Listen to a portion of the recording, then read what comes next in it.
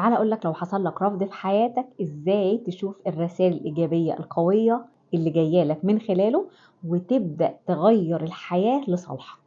أول حاجة الرفض جاي يقول لك عيد تدريب عقلك من أول وجديد، يعني خليك أنت المتحكم وأنت اللي مسيطر على عقلك. عقلك طول الوقت بياخدك كده في سلبيات. شوف اللي حصل، أنت دلوقتي ما عندكش ثقة، أنت في عدم أمان، أنت في إحباط، بتبدأ أنت تسيطر على أفكارك وتخليه يشوف أفكار إيجابية في قلب المواقف الصعبة دي. إزاي؟ أنا الرفض جاي عشان يخليني أعيد تقييم نفسي من أول وجديد.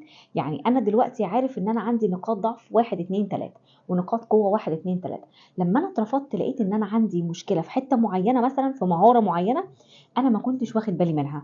فكده أنا ببدأ أشوف نقاط ضعف أنا ما كنتش شايفها. أنا ممكن أكون شاطر في الكمبيوتر بس ما عنديش تواصل مع الناس اللي حواليا، فعندي مشكلة في مهارة التواصل وأنا عندي خجل في الحتة دي. فبابدأ إن أنا أعزّزها، وبابدأ إن أنا أشتغل عليها وأتحدى نفسي إن أنا أكون شاطر جدًا في التواصل مع الناس اللي حواليّا.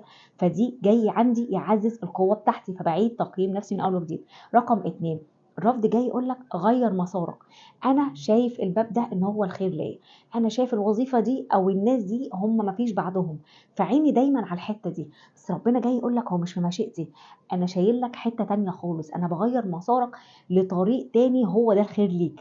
فلما بيجي الرفض بيخليني ابدا افتح عيني الاقي فيه طريق تاني، لما بمشي فيه بلاقي فيه خير جاي لي انا ما كنتش واخد بالي منه. رقم 3، الرفض جاي يخلي عندك مرونة للتغيير. يعني وانت بتحط اهدافك بيكون عندك خطة انك توصل لهدفك. طب لو الخطة دي ما نفعتش فلازم يكون عندي خطة تانية. فخلي عندك دايما مرونة انك تغير في حياتك. انا في الوظيفة دي شايف ان هي الخير ليا، بس في وقت من الاوقات انا اتشلت من الوظيفة دي. فابدأ يكون عندك مرونة انك تتقبل انك تغير وظيفتك وانك تغير حياتك. فخلي عندك دايما تشوف ان الرفض جايب لك رسائل قوية، وخلي عندك دايما تحدي في حياتك، وعزز القوة اللي جواك اللي انت مش واخد بالك منها.